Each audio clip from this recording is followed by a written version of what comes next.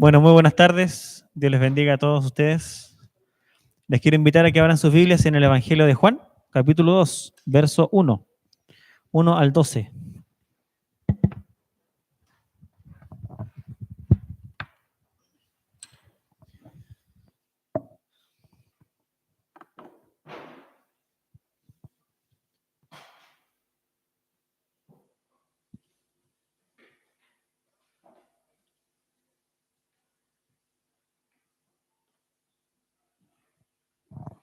Juan capítulo 2, versos 1 al 12. Ok, lo voy a leer lentamente, ya para que ustedes me puedan seguir y vamos imaginándonos la historia. Al tercer día se hicieron unas bodas en Caná de Galilea y estaba allí la madre de Jesús. Y fueron también invitados a las bodas Jesús y sus discípulos.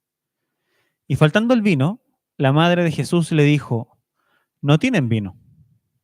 Jesús le dijo: ¿qué tienes conmigo, mujer? Aún no ha venido mi hora.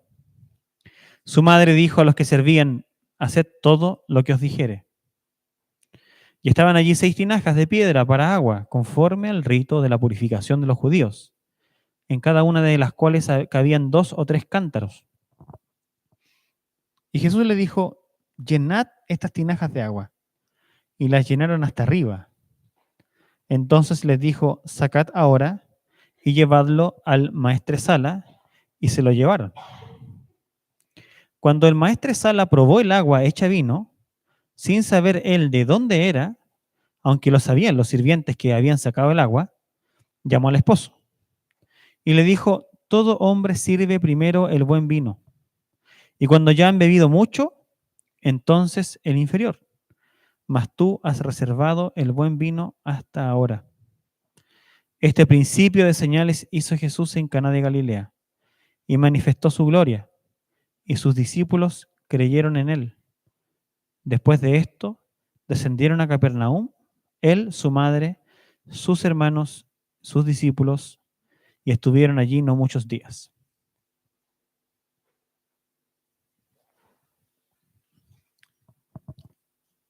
Antes de orar, les quiero decir 3 cosas. La primera es que en este texto vamos a aprender a deshacernos de todas las cadenas humanas que nos atan para depender únicamente de Dios nuestro Padre. Es lo primero que el texto nos va a enseñar. Porque nos va a mostrar que Jesús es el supremo Hijo obediente. ¿Ok? Lo segundo, vamos a aprender que el único camino para ser puros de todos nuestros vicios es Jesús. Porque Él es el gran purificador. El gran y último purificador. Y lo tercero es que vamos a aprender que en la caminata cristiana nada nos faltará. Porque Jesús es el gran proveedor. Es el gran esposo proveedor. Yo no sé cuál de estas 3 verdades la necesitas más, pero Dios quiere trabajar con tu corazón, con el mío, para que aprendamos a vivir libremente, con gozo, con alegría, disfrutar de la vida cristiana, disfrutar de ser hijos e hijas de Dios y caminar proyectándonos hacia un futuro que tenemos preparado, que es esplendoroso. Así que les quiero invitar a que oremos. Señor, estamos delante de tu palabra y pedimos tu presencia. Tú estás con nosotros. Tú eres nuestro anfitrión. Y necesitamos encontrarnos contigo. Y al estar delante de tu palabra, es un encuentro contigo. Y pedimos que nuestros corazones no resistan tu palabra, sino que se dejen moldear por ella. En el nombre de Jesús, amén. Dice el texto que al tercer día se hicieron unas bodas en Caná. Normalmente, por la tradición de los judíos, el tercer día, las bodas se celebraban a partir de los días miércoles. ¿Ya? Seguramente era miércoles, no lo sabemos, pero probablemente. Y los judíos eran buenos para el carrete. Así que celebraban los matrimonios como una semana. Siempre quería que me inviten a uno, no me han invitado nunca. Una semana de carrete. ¿Ah? Y era un gran tiempo, era un tiempo de festividad. Porque piensen ustedes que en esa época los pueblos eran pobres. La gente rica era muy poca. Y aquí estamos en una aldea, la aldea de Caná. No hay ninguna evidencia de que haya gente rica allá adentro. ¿Ok? Entonces, los matrimonios eran una fiesta, obviamente, eran un espectáculo, pero también porque era un momento de tranquilidad, era un momento de parar de los afanes y tener un tiempo de fiesta. Entonces, los matrimonios se celebraban a concho. ¿Ok? Y había todo un proceso, porque cuando los chiquillos se casaban, los novios se casaban, hasta que llegaban al lugar donde iba a ser la ceremonia y la fiesta, ellos hacían como una procesión. Entonces, buscaban siempre la ruta más larga normalmente a la casa para que toda la vecindad y todo el pueblo pudiera saludarlo. Entonces, ellos iban vestidos por las calles y las personas los saludaban. Era bien bonito, pero todavía no estaban casados. Después llegaban al lugar y partía la fiesta. Y después de algún tiempo de celebración, recién venía la ceremonia. Entonces, fíjense ustedes que era más interesante de lo que nosotros hacemos ahora. Nosotros lo hacemos muy express. ¿Ah? Ellos hacían todo un tema. Entonces, el matrimonio era muy celebrado y, como les digo, por muchas razones. Hay razones sociales también por las cuales el matrimonio era tan celebrado, porque era un tiempo de un oasis en medio de tanto desierto que era la vida. Y en esa situación, dice el texto, que Jesús con sus discípulos, que seguramente eran 5 discípulos en ese momento del partido, ellos eran invitados al matrimonio. Muy probablemente este matrimonio tenía relación con algún familiar. Fíjense que el texto dice que María ya estaba allá. ¿Se fijan? Ellos van y María ya está allá. Y María no solamente está allá, María tiene un rol predominante en la fiesta, porque ella tiene autoridad. Ella está preocupada porque el vino se acaba, y ella incluso es capaz de ordenarle a los criados que hagan lo que Jesús les dice. Por lo tanto, María era una persona que tenía un rol ahí dentro. Alguna evidencia extrabíblica dice que probablemente el matrimonio se refería a un sobrino de María. No está en el texto. Pero sí en el texto hay evidencia de que ella tenía mucha relación con la persona que se estaba casando, porque a ella le importó mucho el problema que había, ¿cierto? Ella primero que nada se da cuenta del problema que hay, le comunican, no le comunicamos a cualquier persona que tenemos un problema, digamos, ¿cierto? Se acaba el vino y van y hablan con María, seguramente ella estaba ayudando en la coordinación. Entonces se produce este problema, ¿ok? Se produce el problema, estoy resumiendo la historia porque es importante que todos la tengamos clara, ¿ok? Se produce el problema y entonces María, seguramente porque ya venía viviendo como viuda algunos años, la última evidencia de la vida de José, el padre terrenal de Jesús, está ya en la época del bautismo, de la presentación de cuando Jesús va al templo, ¿se acuerdan? Y él se queda discutiendo y los papás, y se pierde Jesús. Después de eso no hay evidencia de José y digamos la gente cree que probablemente José ya no estaba con vida. Y Jesús, como era el primogénito de la familia, seguramente, muy seguramente, era el sustentador. Entonces María estaba acostumbrada a vivir con Jesús y a que Jesús le proveyera, porque era el que era carpintero y era quien hacía el oficio para traer el pan a la casa. Por lo tanto, naturalmente, María, cuando se ve en un aprieto, ¿a quién le pide ayuda? A Jesús. Pero Jesús, y aquí en Juan nos vamos a empezar a acostumbrar a eso, tú le hablas a Jesús de un problema terrenal y él te responde, te lleva ahí arriba, digamos. ¿Ah? Te eleva la discusión. ¿Ah? ¿Ah? Te eleva la discusión. Vamos a entrar a ese punto, ¿ok? Pero eso pasa muchas veces. Nicodemo le dice, oye, ¿cómo se hace esto? ¿Es de nacer de nuevo? ¿Entraré de nuevo al vientre de mi madre? De cierto te digo. No, te lleva la mujer samaritana, yo quiero beber de esa agua. Si bebieras de esta agua, yo te daré. O sea, Jesús siempre, cualquier cosa, digamos, y te llevaba más arriba, te llevaba más arriba. Entonces, acá pasa un poco lo mismo y vamos a ver un poco de ese problema. Me perdí. Después de ese problema, entonces, bueno, hay una discusión que le vamos a entrar en detalle qué pasó ahí, porque ese es el primer énfasis del texto, fíjense ustedes.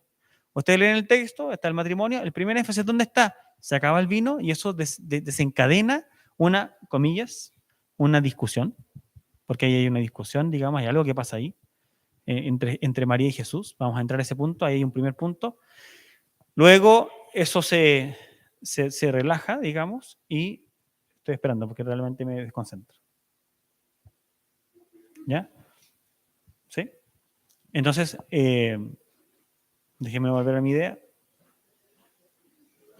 Se relaja, yo también me relajo. Y, ¿ya? Y luego, bueno, los siervos obviamente hacen lo que Jesús les pide. Y ellos toman tinajas, y aquí hago el énfasis, y el texto lo hace, son tinajas de purificación. Interesante ese tema. ¿Por qué? Porque han sido tinajas de agua, o tinajas simplemente, tinajas de greda, pero no, se usan tinajas de purificación. Las tinajas de purificación eran de piedra, ¿ok? Porque se ensuciaban menos, ¿ok? ¿Por qué tinajas de purificación? Vamos a entrar también a eso, ¿ya? Pero ahí hay un segundo énfasis, purificación. Luego, ellos van, buscan el agua. La palabra griega implica que ellos van a buscar el agua al pozo y le echan agua a las tinajas, y mientras van camino, el agua ya se convierte en vino.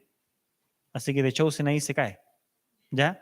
A los que ven The Chosen. Entonces, le echan el agua a las tinajas, hasta el borde, dice el texto, hay un énfasis, que las llenan hasta arriba. Eso también significa algo, ¿ok? Y van entonces, y ahí en la misma Jesús le dice, llévenlo al maestresala para que lo pruebe. ¿Ya? Entonces ahí tenemos un segundo énfasis, ¿ok? Hay un milagro, pero hay una relación con la purificación ahí, ¿ok? Y luego de eso lo prueba el maestresala, ¿cierto? Y se sorprende. ¿Y a quién llama? Llama al esposo. Llama al novio o al esposo en ese momento, tal vez ya fue la ceremonia, y lo llama al esposo. Llama al esposo y lo felicita. ¿Por qué? Porque el rol de un novio en la antigua Palestina era el de proveer para la ceremonia. Todo lo que ocurría en la ceremonia, toda la comida que se comía, la bebida que se bebía, todo estaba costeado, la responsabilidad financiera era del esposo. Entonces Jesús salva un bochorno tremendo, porque también en esa época se vivía mucho, es como hoy día con las redes sociales, pero se vivía mucho también, era una sociedad de vergüenza. Es decir, tú no podías pasar vergüenza. Siempre tenías que quedar bien parado. Si tú pasabas vergüenza, eras difamado automáticamente, y ciudad chica, infierno grande, digamos. Entonces, si el novio le iba mal allí, ese descuido le iba a costar muy caro. Pero entonces Jesús provee. Y Jesús se manifiesta como el gran esposo que provee para nuestras necesidades. ¿Cuál es la clave de todo esto? El último versículo. Dice que los discípulos ven su gloria. Fue la primera de sus señales y vimos su gloria. Y allí entonces vamos ¿a dónde? A Juan 1:14. Porque el Verbo se hizo carne y habitó entre nosotros y vimos su gloria, gloria como del unigénito del Padre, lleno de gracia y de verdad. Entonces Jesús, ¿qué es lo que está haciendo con todo esto? Está aprovechándose de esta situación, está aprovechando el carrete, ¿ah?, para mostrarnos que Él es el Hijo obediente, que Él es el purificador y que Él es el proveedor. Ya vamos por punto. 1. Jesús es el Hijo obediente. ¿Qué pasa en el texto? Hay una discusión, ¿cierto? María le pide ayuda a Jesús. Ya dijimos por qué. Muy probablemente la razón por la cual le pide ayuda. Y la respuesta de Jesús es rara. Porque si bien algunos intentan justificar que el hecho de que le haya dicho mujer no era tan fuerte, he leído algunos comentaristas que como que tratan de adornar la situación para mostrar de que no, que Jesús fue respetuoso y que realmente no y que realmente le trató bien. Y si bien ahí no hay pecado, porque sabemos que Jesús no era sujeto de pecado, ¿ok? Pero sí hay un distanciamiento. Mujer. Y la palabra ahí es, ¿qué tiene que ver esto contigo y conmigo?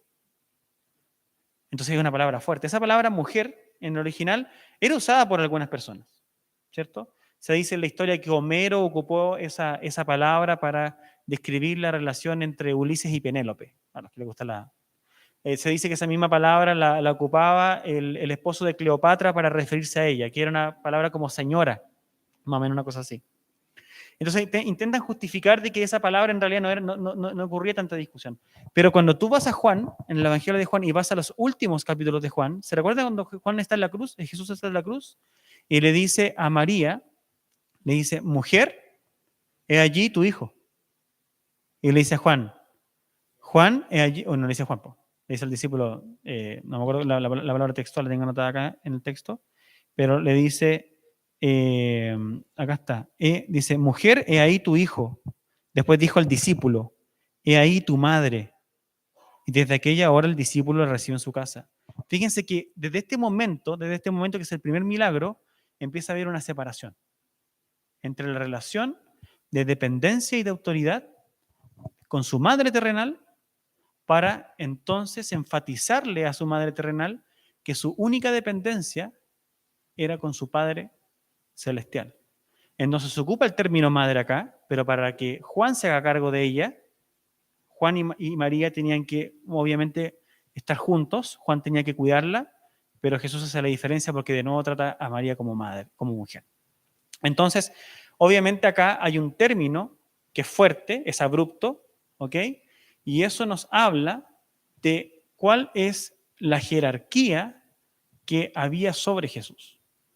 Y Jesús está haciendo una diferencia, le está diciendo a María, madre, tu relación conmigo hoy es como mi seguidora.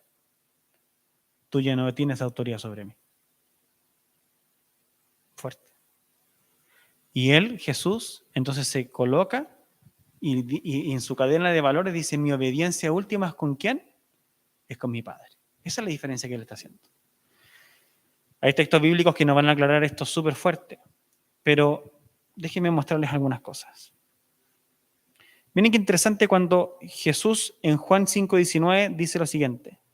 Respondió entonces Jesús y les dijo, de cierto os digo, no puede el Hijo nada hacer por sí mismo, sino lo que ve hacer el Padre, porque todo lo que el Padre hace, también lo hace el Hijo igualmente. ¿Cuál es la primera relación de Jesús que lo determinaba en todo su actuar? La relación con su Padre. Y la relación con su Padre lo liberaba de toda cadena y de todo vínculo natural, porque su obediencia era primeramente a Él. Ahí estaba su relación. Y esta situación, obviamente, miren qué interesante cómo eso se entrelaza con la profecía que Simeón lanza. ¿Se recuerda cuando Jesús nace y lo llevan al templo a presentarlo? Había allí, estaba un sacerdote, ¿ya? Que era Simeón. Miren, déjenme ese texto, está en Lucas 2:33. Dice, y José y su madre estaban maravillados de todo lo que se decía de él. Y los bendijo Simeón y dijo a su madre María, he aquí, este te ha puesto para caída y para levantamiento de muchos en Israel, y para señal que será contradicha. Y miren lo que dice acá Simeón. Dice, y una espada traspasará tu misma alma. ¿A quién le dice esto? Se lo dice a María. Una espada traspasará tu misma alma para que sean revelados los pensamientos de muchos corazones. Es decir, en la profecía que se le da a María, porque ella está contenta porque tiene un hijo, obviamente, es su primogénito, pero le dice, él está destinado para que muchos tropiecen y otros sean levantados. Dice, y eso traspasará tu misma alma. Es decir, en la aparición del ministerio de Cristo iba a producir un dolor en ella. ¿Por qué va a producir un dolor en ella? Porque ese hijo que creció junto a ella llega a un punto en donde se separa, establece prioridades y toma un camino, obviamente, que es de muerte para la redención, pero ella no lo entendía bien y eso, ese beneficio para mucha gente, a ella como madre le cuesta un dolor. Entonces, hay una situación en donde María, como de costumbre, va a Jesús, pero Jesús ya inició su ministerio, marca la distancia, establece sus prioridades, coloca a María en un lado y María sufre. Tenemos que ser agradecidos por mujeres como María, obviamente. Una persona que sufre para que nosotros nos veamos beneficiados. Pero allí Jesús está haciendo una diferencia, está despegando para hacer una diferencia. Entonces, la compasión de Jesús, lo que Jesús puede hacer en esa fiesta, esa compasión está sometida a la voluntad de uno que es más grande. Y ese que es más grande es el Dios Padre. Y por eso que dice en otra parte de Juan, les dijo pues Jesús, cuando hayáis levantado al Hijo del Hombre, entonces conoceréis que yo soy, y que nada hago por mí mismo, sino que según me enseñó el Padre, así hablo. Toda su identidad como hijo estaba en relación a su padre, Hay otras cosas que están pasando aquí en esta parte del texto que podrían ser de nuestro análisis, pero yo creo que el punto está hecho. ¿Cuál es el punto? El punto es que Jesús revela su gloria en relación a su obediencia única y dependencia exclusiva de su Padre Celestial. Y aquí tenemos algunos puntos de aplicación para nosotros. Y entrando en la aplicación de este primer punto, hay una cosa que es importante decir. No existía ninguna relación que pudiera ejercer un peso sobre Jesús y lo reprimiera para vivir fuera de una sumisión completa a su Padre. ¿Qué más fuerte que la relación de un hijo con una madre que se la ha jugado por él, digamos? Una madre que supongamos que muy probablemente es viuda. ¿Qué más fuerte en el corazón de una persona? Pero no hay ningún peso que pueda amarrar a Jesús para vivir plenamente la voluntad de su Padre. Y aquí tenemos un punto importante porque Dios nos requiere un corazón fiel, sometido a su autoridad, que haya roto líneas de influencia o las hayan sometido absolutamente a la vocación que hoy tenemos como hijos. Esto a mí me habla muy fuerte, porque todos nosotros, de alguna forma silenciosamente, tenemos ciertas voces en nuestro interior que nos reclaman sumisión y obediencia. Una madre seguramente que ejerce dominio sobre la persona, un padre que fue fuerte en tu vida y que su presencia de alguna forma te determina a actuar, te determina a pensar, te determina en la forma en que ves tu tiempo, tal vez la relación con tu hijo, con tu hija, te determina de alguna forma y tú quieres seguir a Jesús, tú quieres vivir libremente, pero de alguna forma sientes que no puedes porque le debes un respeto, le debes que dar cuentas, necesitas que aprueben lo que estás haciendo. ¿Se entiende lo que estoy hablando? Pero aquí Jesús muestra que esas líneas tienen que ser quebradas. La honra al padre y a la madre debe persistir, pero la obediencia primera es a Jesús. Se acerca a los discípulos y le dicen, tu madre está afuera, ¿cierto? ¿Y Jesús qué responde? Mi padre y mi madre, mis hermanos, son aquellos que hacen mi voluntad. Jesús está diciendo que en el reino de los cielos hay una cadena de dependencia que es espiritual. Y para que vivamos esas relaciones horizontales con libertad, necesitamos que la relación vertical rompa todo en nuestra estructura y lo redefina. Por eso es que no es juzgable cuando alguien es llamado a ejercer una misión o a hacer algo y de repente deja, por ejemplo, en una situación de repente a su padre o a su madre y tiene que ir a algo que el Señor ha puesto en su corazón. Hay una obediencia que es primera, que es difícil de juzgar porque está en un área chica, muy difícil de entrar, que debe ser juzgada por la misma persona. De acá Jesús la tiene clarísima. Entonces somos llamados a examinar el corazón y respondernos a quién nos debemos. ¿Qué personas operan influencia sobre nuestra vida y nos mueven? ¿Y por qué?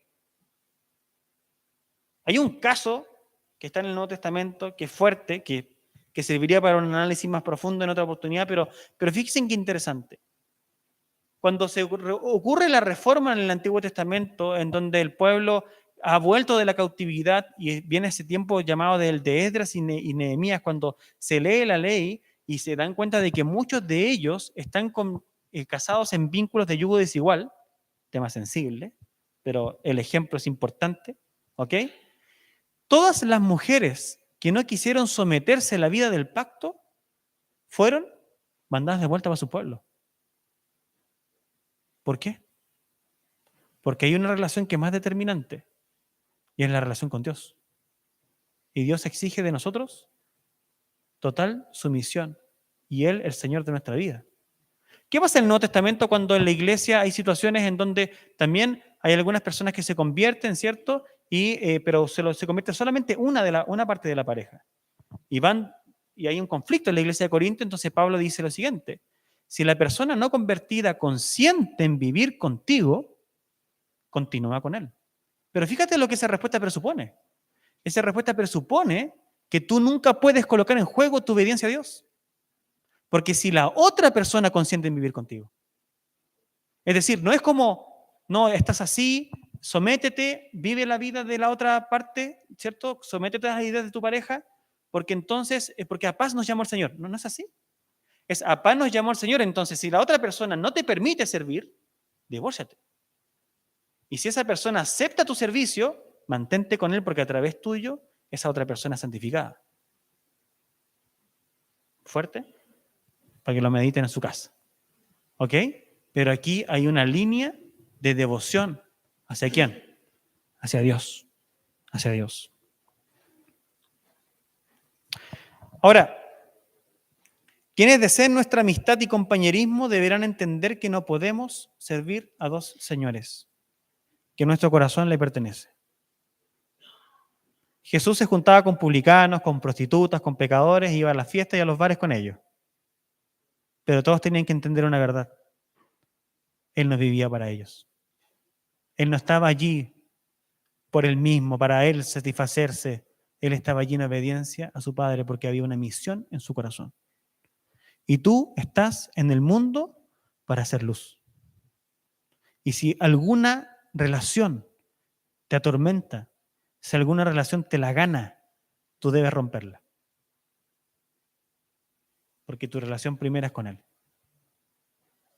Y así entonces podrás experimentar la libertad y la dependencia absoluta que Jesús experimentó.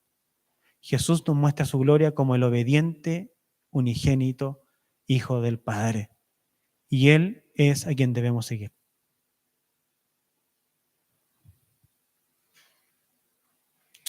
Ya que el Verbo fue hecho carne y habitó entre nosotros y vimos su gloria, gloria como del unigénito del Padre.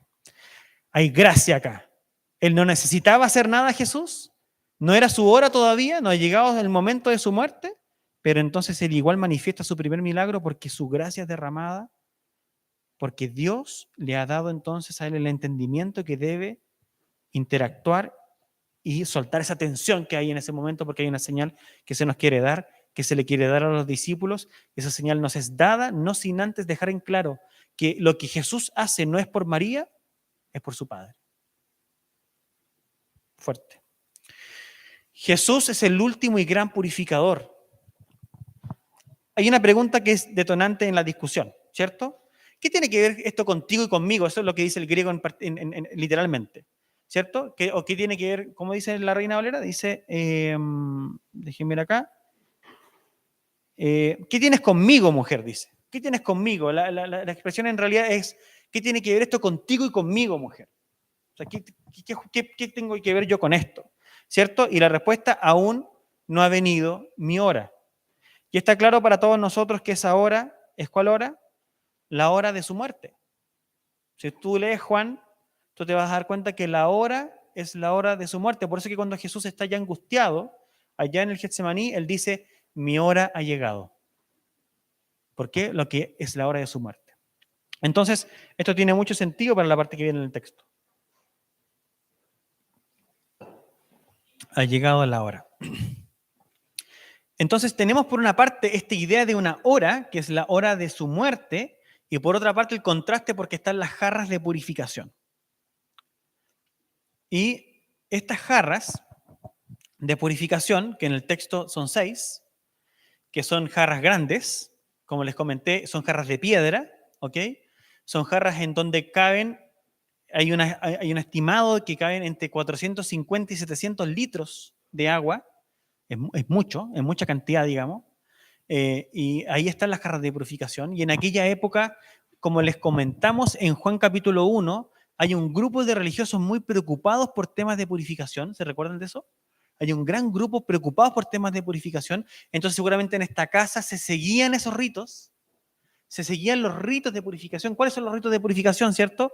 Súper simples. Punto 1, cuando llegues de trabajar, lávate los pies.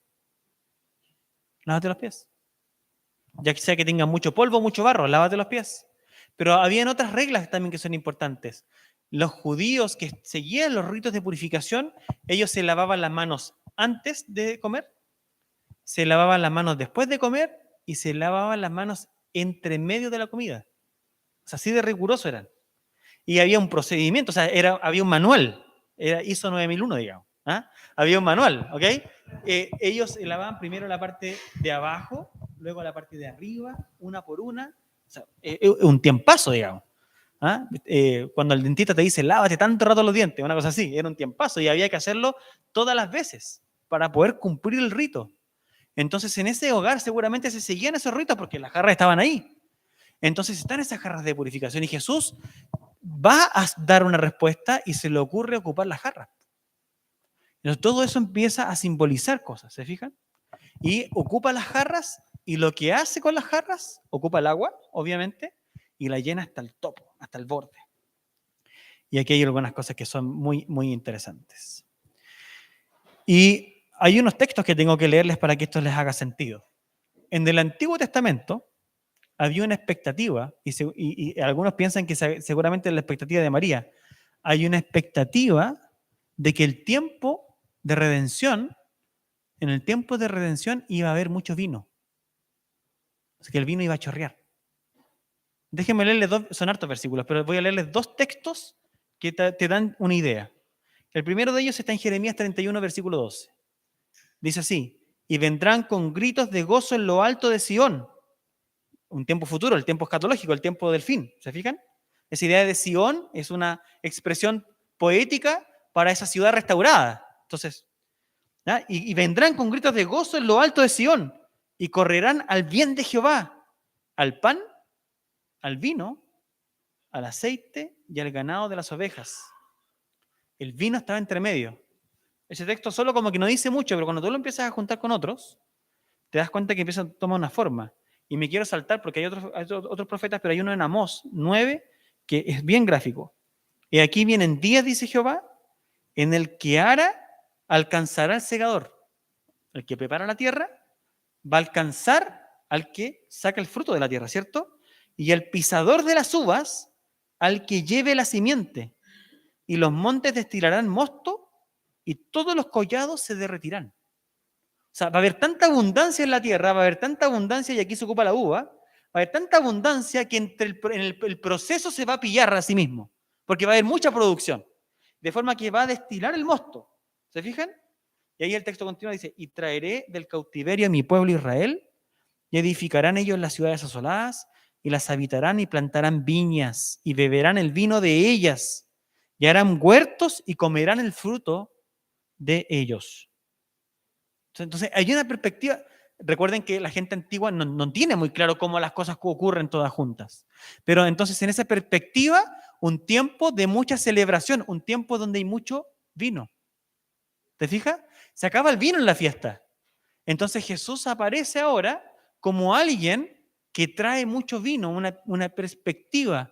Pero entonces, las palabras de Jesús vienen a unir esto y a darnos sentido. Y aquí tengo que leerles algunas declaraciones de Jesús. Jesús 5:55, porque mi carne es verdadera comida y mi sangre verdadera bebida. Jesús les dijo, de cierto os digo, si no coméis la carne del Hijo del Hombre y bebéis su sangre, no tenéis vida en vosotros. Apocalipsis 6:55, y él me dijo, estos son los que han salido de la gran tribulación y han lavado sus ropas y las han emblanquecido en la sangre del Cordero. Aquí en este texto está simbolizada una era que queda atrás y una nueva era que se instaura. ¿Cuál es la era que queda atrás? La era de los rituales de purificación, incluidos toda esa parafernalia de los judíos religiosos que le imponían al pueblo lavarse y ser gente súper limpia para ser aceptable. Todo eso aquí queda atrás. ¿Cuál es la señal? Las tinajas de la purificación se llenan hasta el borde. O sea, acá hay una purificación completa, tremenda, abundante que está aquí presente. ¿Cierto? Y esa agua que simboliza lo antiguo es transformada en lo que ahora sí va a purificar desde dentro. Viene uno que yo bautizo ciertamente en agua, pero viene uno que bautiza ¿cómo? Con el Espíritu Santo. Entonces el agua, que es el símbolo, queda atrás y lo real viene a la escena. ¿Y qué es lo real? Es Jesús y su sangre. Entonces todos los rituales quedan atrás. Y lo nuevo viene, y lo nuevo es Él, es Jesús. Es Jesús quien con su sangre abundante limpia nuestros pecados.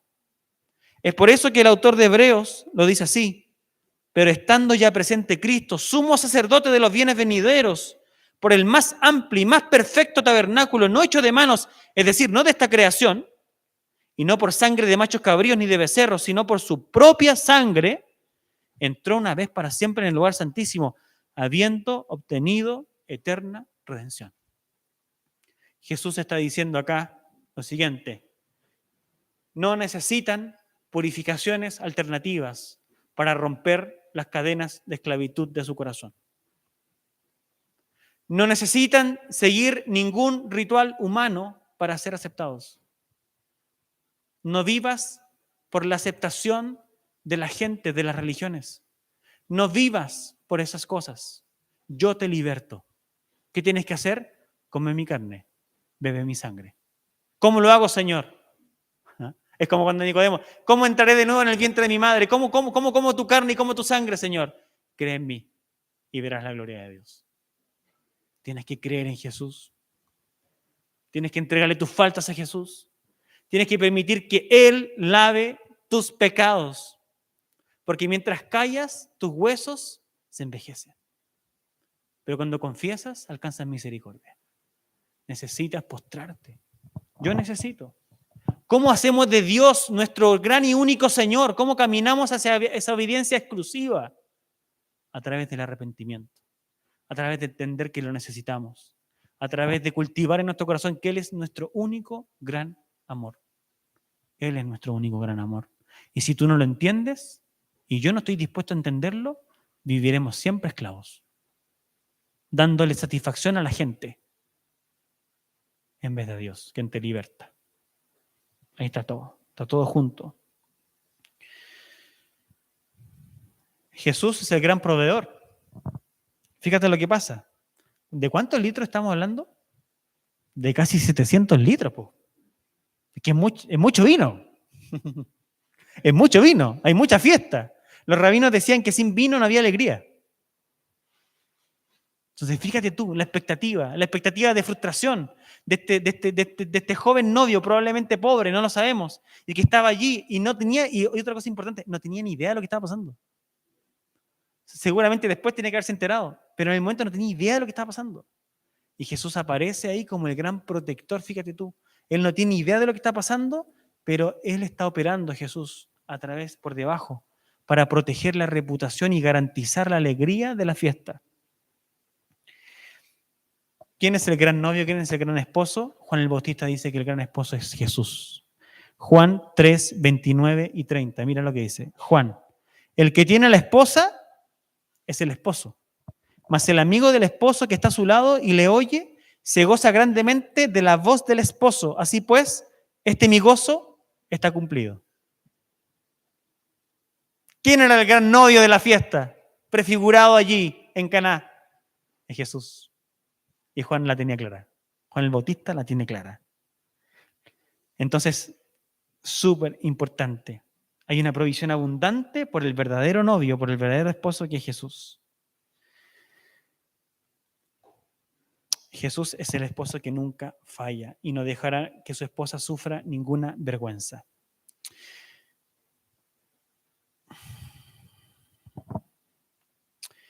Hay un salmo que ustedes se lo saben de memoria, que es el Salmo 37, 25, que dice así: joven fui y he envejecido, y no he visto justo desamparado, ni su descendencia que mendigue pan. La reputación del novio de la fiesta estuvo a punto de sucumbir. Y probablemente el novio nunca se dio cuenta, como les dije. La boda estuvo a punto del colapso y ninguno de los invitados lo notó. Jesús se encargó de proveer lo esencial para que la fiesta y la alegría no pararan. Pero más, Jesús se encargó de proteger la reputación del novio e incluso lo hizo parecer como alguien sabio y generoso, pues había reservado lo mejor para el final.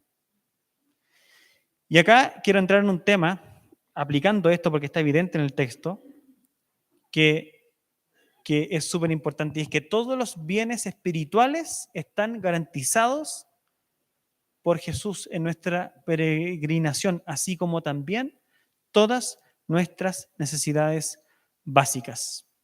La gloria de Jesús se manifiesta a través de su gracia.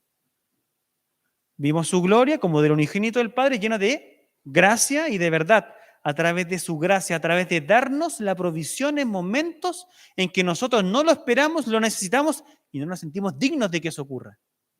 Él aparece con su gracia. Tú tienes un aprieto económico, tienes un aprieto en tus relaciones, hay algo que no están dando bien y Dios derrama una gracia que desata esa situación.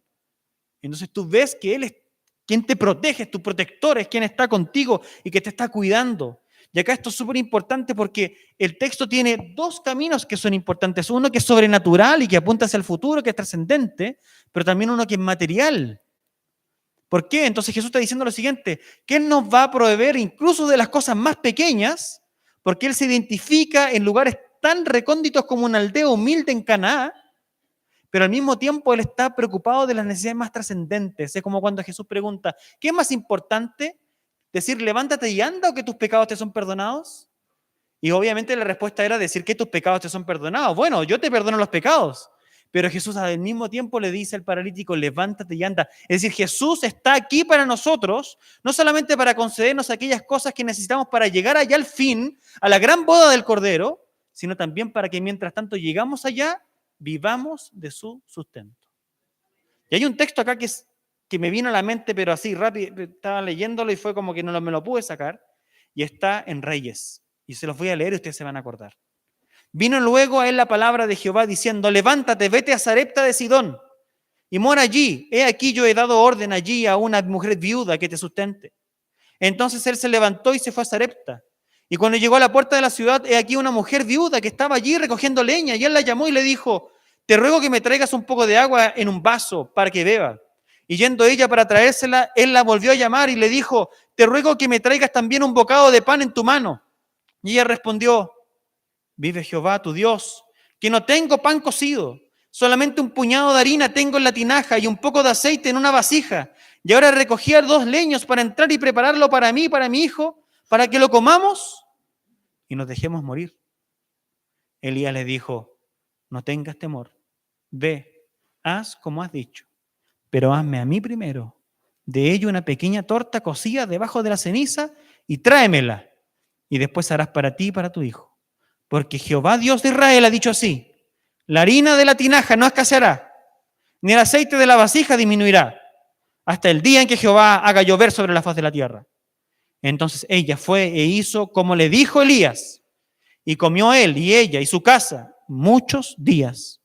Y la harina de la tinaja no escaseó, ni el aceite de la vasija menguó, conforme a la palabra que Jehová había dicho por Elías.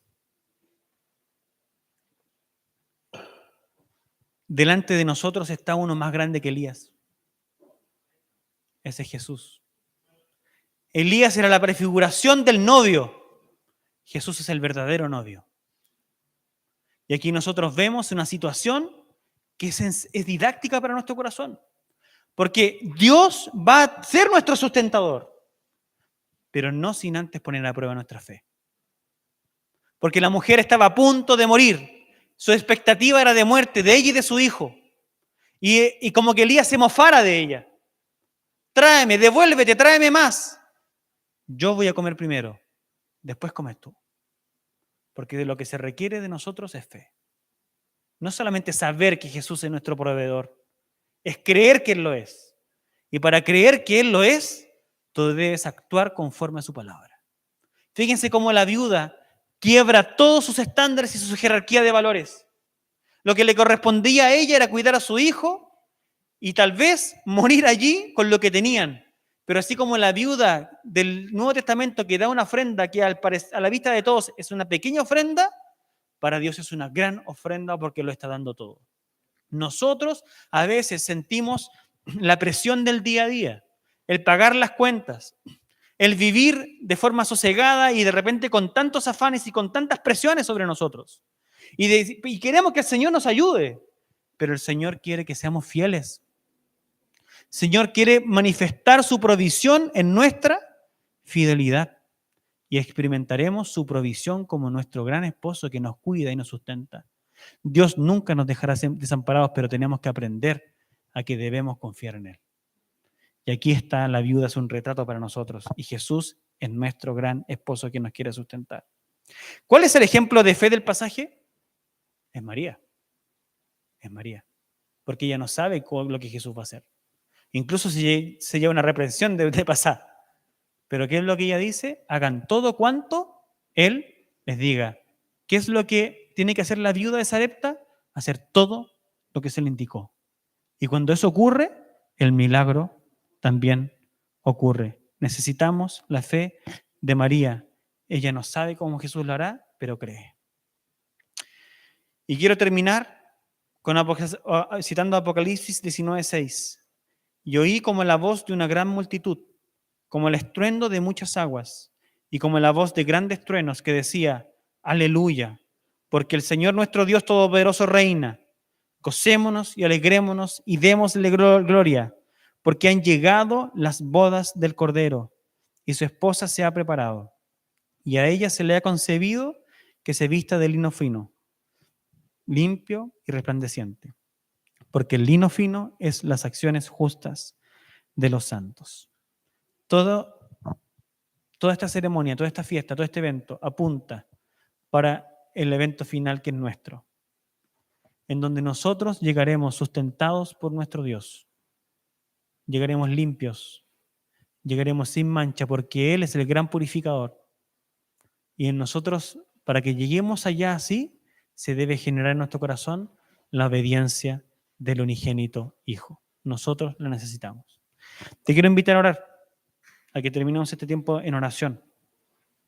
Y quiero invitarte a que de forma especial hoy pongas delante del Señor tu mayor inconveniente.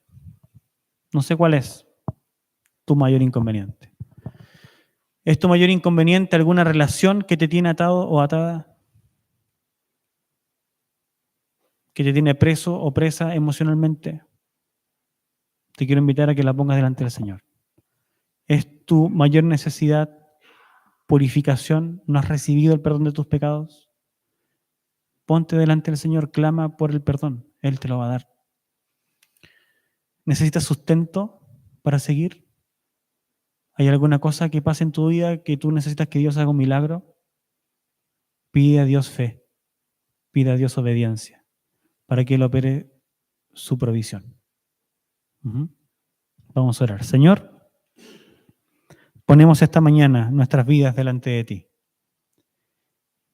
y pedimos que operes en nuestro corazón y en nuestra vida el milagro que necesitamos. Danos conforme a nuestra necesidad. Genera en nosotros un corazón obediente. Permítenos romper los lazos que de repente nos atan y no nos permiten vivir libres como tus hijos. Trae el perdón y la renovación, la purificación que nosotros necesitamos. Tú eres el gran purificador. No hay otro camino, Señor, dado a los hombres en los cuales puedan ser salvos. Tú eres, Señor, el único camino. Tú eres el único intermediario entre Dios y los hombres. Tú eres el único que puede satisfacer nuestro corazón. Tú eres el único que nos puede salvar y librar de bajos amores, Señor, de amores chiquititos y generar en nosotros el gran amor que es por ti. Trae purificación a nuestra vida y te pido finalmente que nos proveas, oh Dios, conforme a tu superabundante gracia. Provea a mis hermanos. Yo sé que algunos de ellos pasan por escasez. Sé que algunos de ellos, Señor, luchan por el día a día, por el pan del día a día, Señor.